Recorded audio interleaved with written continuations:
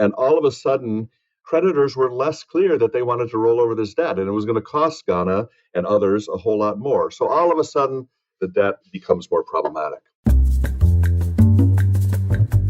Welcome to Global Dispatches, a podcast for the foreign policy and global development communities and anyone who wants a deeper understanding of what is driving events in the world today. I'm your host, Mark Leon Goldberg. I am a veteran international affairs journalist and the editor of UN Dispatch.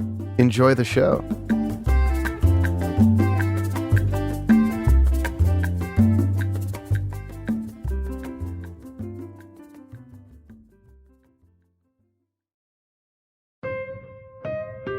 According to the International Monetary Fund, 22 countries in Africa are either in debt distress or at high risk of debt distress, that is, being unable to fulfill their financial obligations to creditors.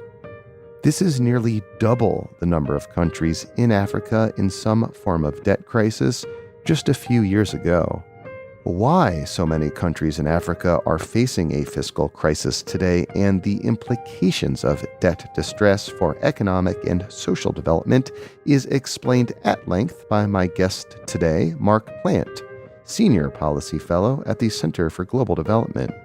We kick off discussing why Ghana and Zambia are illustrative of broader fiscal trends in Africa, and then have a discussion about the policy conundrums facing countries as they navigate these fiscal crises and seek to satisfy creditors without sacrificing substantial gains in economic and social development. The debt burden facing African countries and the increasing share of government revenue that goes to servicing debt as opposed to social spending is one of the key trends that will drive political and economic developments in Africa in the coming year. This conversation does a good job of giving you the context you need to understand the causes and implications of debt distress in Africa, as many of these situations become more acute. And just a quick note before we start, as always, please reach out to me if you have suggestions of people I should interview or topics I should cover. I love hearing from you. You can use the contact button on globaldispatchespodcast.com to reach me.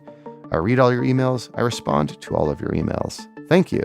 And if you are a regular listener to the show, there are now 3 ways you can support the show, become a premium subscriber, earn rewards for yourself, and help keep the lights on around here. You can go to patreon.com/globaldispatches and sign up for a premium subscription there. If you're listening to me right now on Apple Podcasts, with just a few taps of your finger, you can become a premium subscriber.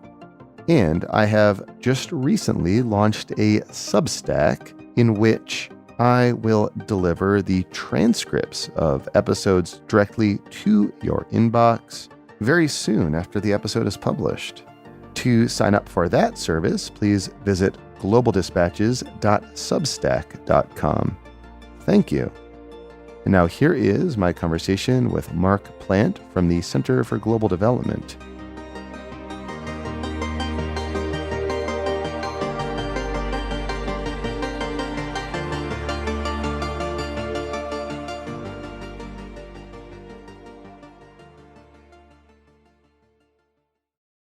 I'm curious to learn from you if there are any particular examples of countries in debt distress right now in Africa that are particularly illustrative. And if you can kind of tell that story, that'd be a great entry point into this conversation.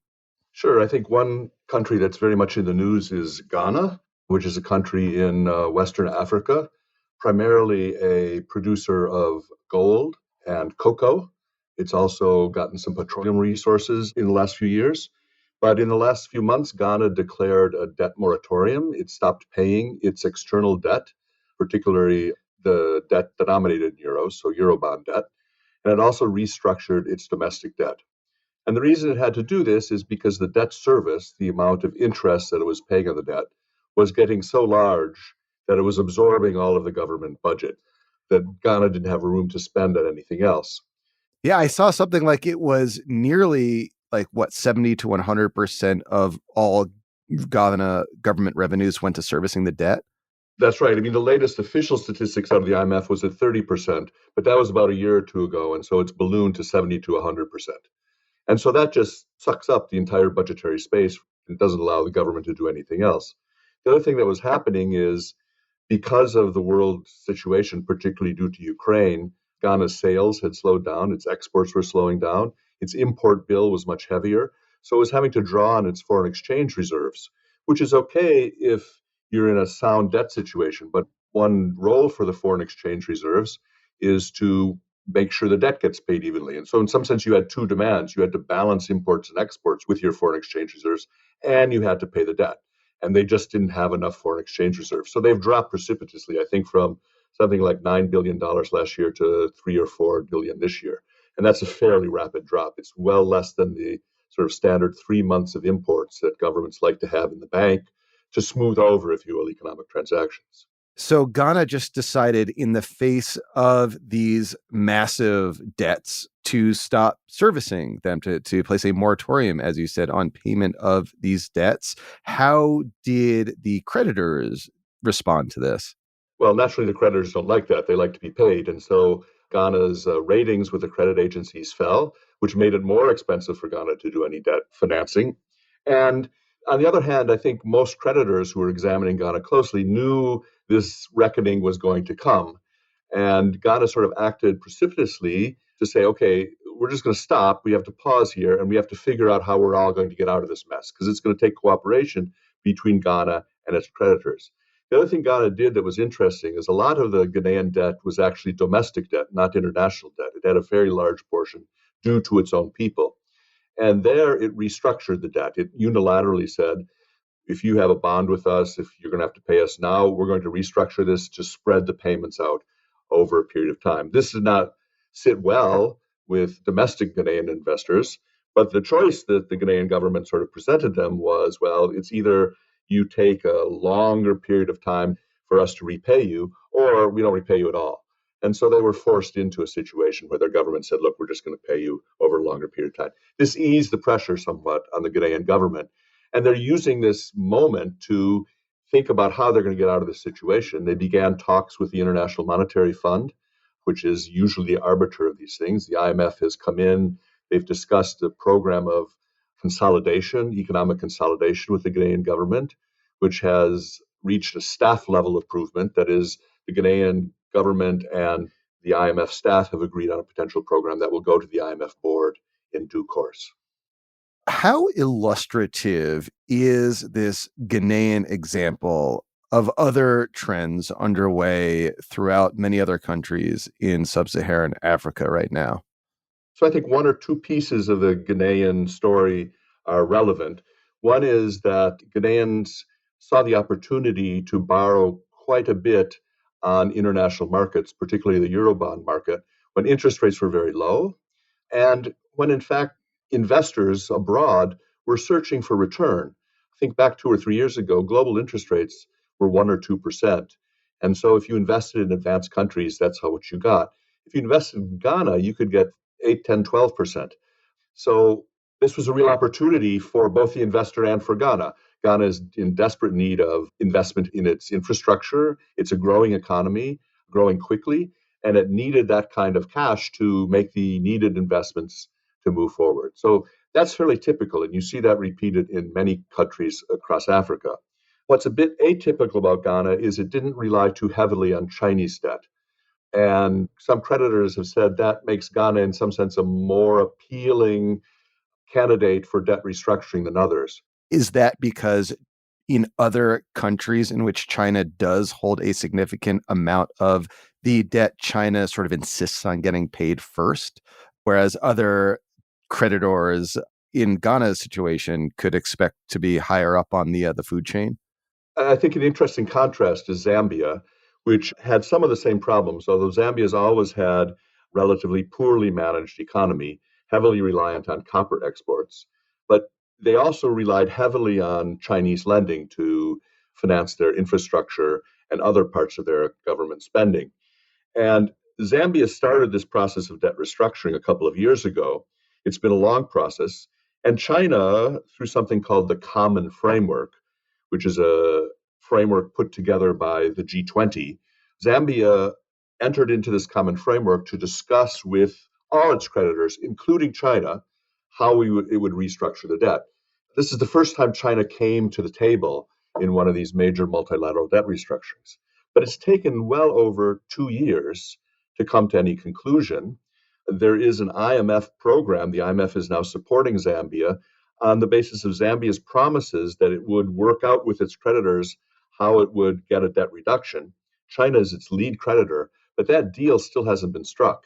It was supposed to be struck by the end of 2022, and there's some recalcitrance on the part of China to enter into that deal.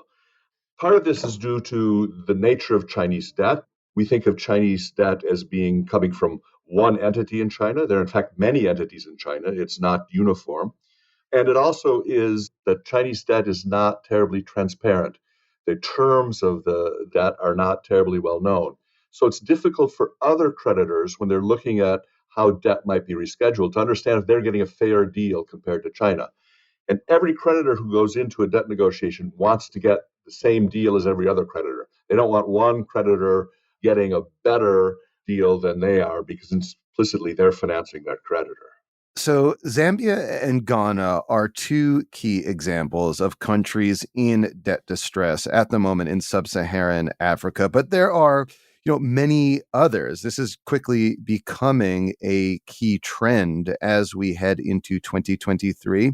But just a few years ago, this was not as acute a problem.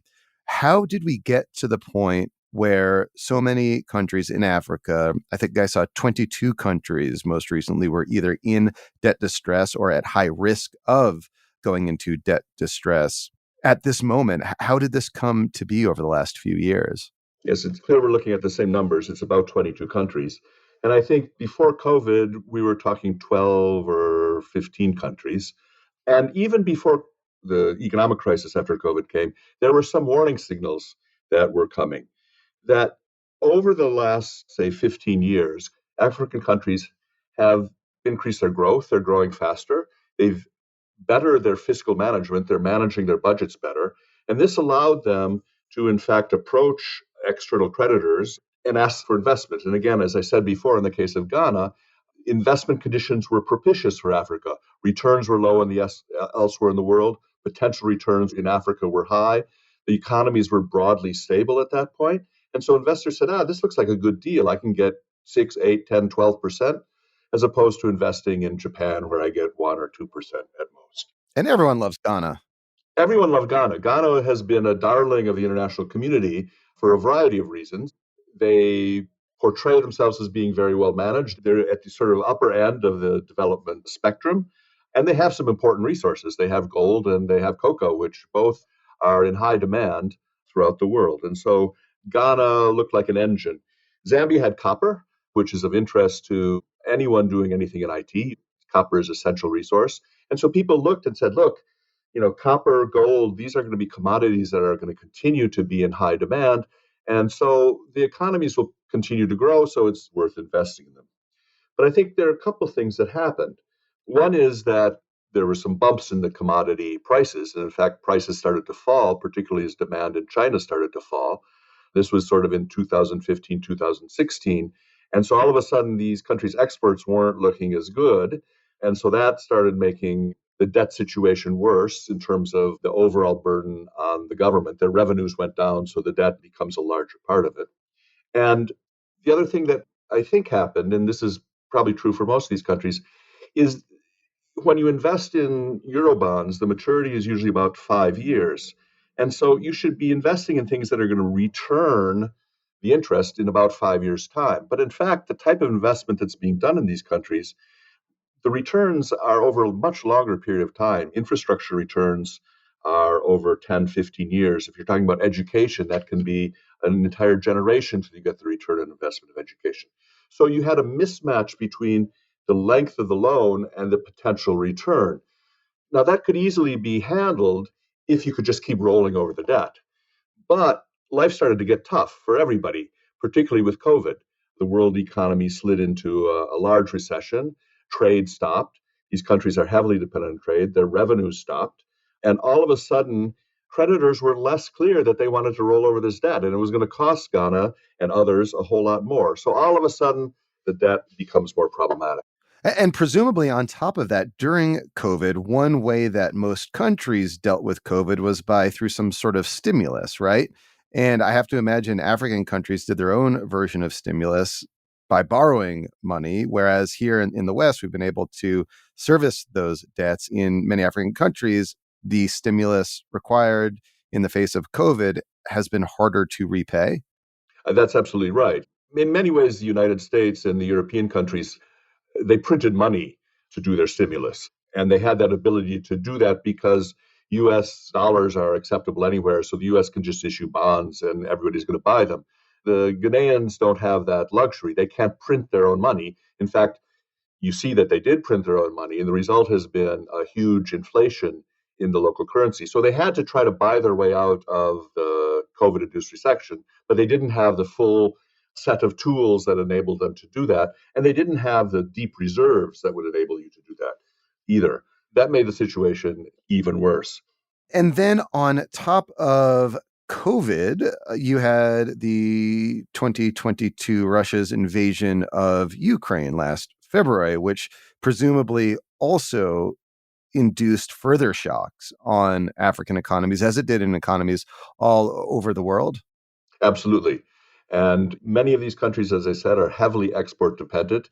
They're heavily dependent on imports of foodstuffs. And Ukraine is, in some sense, the breadbasket of the world. And these countries needed Ukrainian wheat, and it wasn't coming through.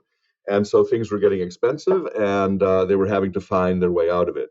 Plus, you had the general recession that was associated with the Ukraine invasion. So it was two shocks very close in a row, on top of a somewhat precarious, perhaps over indebted situation that they were in the lead up, if you will, to the two crises. And so the two together just became untenable for many of these countries. So here we are in early 2023. And as you noted, 22 countries are in some sort of debt emergency. How does this debt emergency in various African countries impact people living in African countries? You know, right now we're talking about creditors and debtors as sort of abstractions, but how do these sort of fiscal crises impact the day-to-day lives of ordinary people? So, as the example of Ghana illustrates, if you have a government budget, all of a sudden 70 to 100% of that government budget has to go to service your external debt. You have no money left over to pay for basic government services. So, immediately when you face one of these debt crises, governments are constrained in their spending and they're going to spend less. And the question is, what are they going to spend less on? Well, if you sort of go down the list of what government has to do, most people say, well, the government has to do defense, so they're not probably going to cut defense expenditures, which are pretty bare anyways in many of these countries. The government has to do basic services like taxation and running of government services. Where there's often room to maneuver is in investment in either infrastructure, roads, wells, all the things you need to make an economy grow, but also in the social sectors. You're not going to build that extra school. You're not going to add that extra health clinic in that you were going to. You could perhaps postpone it a bit. So you see health expenditures, social expenditures at risk as well. And the ministers of finance in these countries are facing terribly difficult decisions as to what it is they're going to spend on and what it is they're not going to spend on. And the decision making process, like in any government, is political. It has to do with who has influence, who doesn't. It's never straightforward. You see that in the United States, you see that everywhere when the government budget has to be cut. But it's usually the most vulnerable that get cut from the budget one way or another. And so it has an effect on poverty. You've seen poverty rates go up tremendously in Africa in the last 2 years. Is there any specific example you could cite of a social service or social spending in a country decreasing as a result of these fiscal pressures? I don't have that at my fingertips. I know that in the two programs that the IMF has put together with Ghana and Zambia, there's been a big effort to protect those social services particularly basic support services, from being cut. And I mean, the fact that the IMF has to sort of come in and put that protection in indicates there's a tendency to cut those things first. So we're at this kind of calamitous moment of fiscal pressures, of debt distress and debt crises in several countries. Is there any sort of opportunity for broad-based either debt relief? We saw this big campaign 23 years ago around the millennium, around debt cancellation and debt forgiveness. Is that even in the realm of possibility in 2023? And if not, are there other potential opportunities or solutions to this crisis? So a few things have been done already. After COVID hit, there was something called the Debt Service Suspension Initiative, where bilateral creditors, official creditors like France, Germany, countries, they agreed to forego the repayment of debt service for a time. It turned out to be 2 years till the end of 2021. So many countries who were in difficulty just didn't have to pay their service. It was postponed, it eventually had to be paid, but they were, if you will, had a little more headroom in 2020 and 2021. The other thing the world did is put together something, as I mentioned before, called the Common Framework, which was supposed to be a framework in which countries who were in debt distress could approach their creditors, and the creditors would act in a coordinated way. And the Common Framework was touted as a great achievement in early 2020. And the main achievement was that it was common, particularly that not only did all the traditional creditors, the Western creditors, agree to this, but some of the new creditors, particularly China, agreed to sit around the table when countries applied for this common framework. Three countries have applied: Zambia, Chad, and Ethiopia. Zambia, as I mentioned before, is just after 2 years of negotiation, may come to fruition in the next several months. It's been a long, long process. Chad took a couple years, but ultimately, Chad is an oil exporter with the price of oil zooming in the last few months. The creditors decided that Chad doesn't need any relief after all, which I don't think sits well with the Chadians. And Ethiopia has been mired in political conflict, and you have to have a government at the table whose attention is focused on debt relief to undertake this kind of thing. That just hasn't gone anywhere. So Ghana has talked about coming to the common framework. But Ghana, the Ghana minister has reported in the press to have said, look, I'm only going to come in the common framework if you guys are going to get this done in 6 months' time. I'm not going to do it if it's going to take 2 years. So the common framework, I think, should be lauded for being common, getting China to the table. But in fact, there was no framework.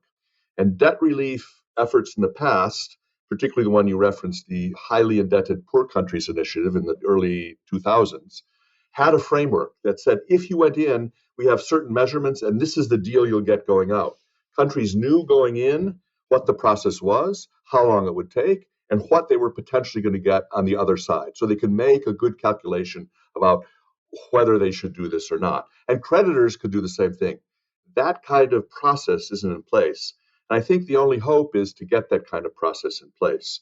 And the world seems to be longing for it, but there seems to be a lack of leadership as to who's going to try to drive that process and decide what it's going to look like. Well, as someone who has studied this issue so carefully and for so long, is there a process you might recommend that would be equitable in the sense that it did not leave African populations in privation due to their government's, inability to spend on social services because they have to service debt?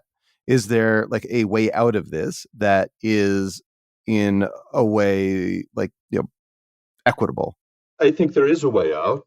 You have to have a basic analytic tool on which you can decide how much debt relief is going to be accorded to the various creditors. That tool exists. It's called the Debt Sustainability Framework, which is put together by the IMF and the World Bank for these countries. So that gives you a measurement tool. You have to have an accord that, in fact, everybody's going to come to the table. And one of the big puzzles in this debt episode is there are a lot of private sector creditors. If you look at the old debt relief 20, 25 years ago, the private sector was very, very small. And the difficulty with doing debt relief for the private sector is the private sector wants its money. And particularly if it's a big investment firm or a big investment pool, they have investors in their pool that they're responsible to. So they're hesitant to come into this. There's a critical question as to how you get the private investors in. And one way to do that is to say, look, you get paid nothing unless you agree to this debt restructuring. That is going to require some legislative change, perhaps in the UK, perhaps in the United States, that would force the private creditors to the table. That could be done if there were the global willingness to do it. It would take some policy pull by various important policymakers. So if you sort of had this combination of a good framework, some expectations of, given your situation, how much do you deserve to get, and an inclusive creditor committee, if you will, group of creditors, you can get somewhere. But you don't quite yet have any of those elements very clearly laid out.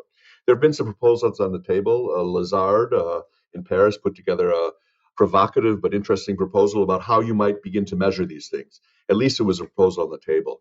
You don't see that from the IMF and the World Bank right now, which is a shame. And earlier you also mentioned that in Ghana's case, and presumably other countries as well, domestic debt, borrowing from their own domestic sources, presumably banks within the country, is just a huge source of the debt. Are there any implications of that kind of debt versus external debt for the functioning of a economy in Africa? Sure, I think you have to realize that many of these countries don't have very sophisticated financial frameworks. Oftentimes, the major investors are not the amalgamation of mom and pop like it is in the United States, but the big pension funds, public pension funds, some of the big companies that have large pools of money. And they lend money to the government, figuring they're going to get the money back.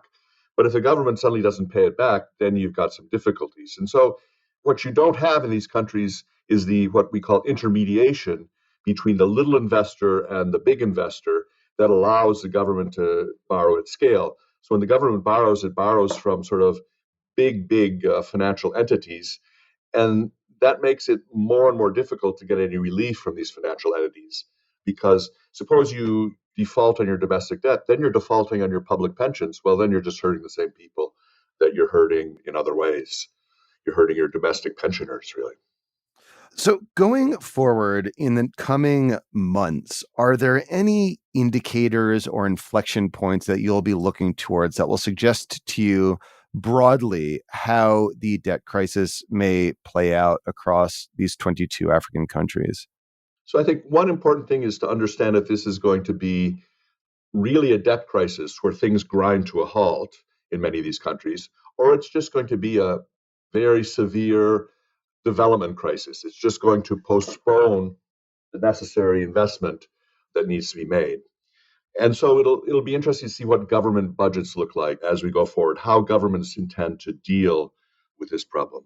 I think the world is looking very carefully at Ghana and how Ghana will work its way through this, whether Ghana will go into the common framework and what the result will be. I think people are looking carefully at Zambia to see what the Chinese, in fact, will do and whether the Chinese are going to be straightforward and step up to the table or not. And I think the world is looking to the World Bank and the IMF for some guidance as to what this framework should look like. The chief economist of the World Bank recently published an article saying we need a better debt framework. He didn't suggest what that would be, but it's an important step forward to have a high-level official saying that. And so I think the hope is that as the severity of this crisis seems to grow, that the international institutions will step up to the table and say, okay, this is the way out of it. Because it really has to be a collective solution. And I think the international agencies are the ones to lead the way. Well, Mark, this was very helpful. Thank you. Thank you very much. Nice to talk to you.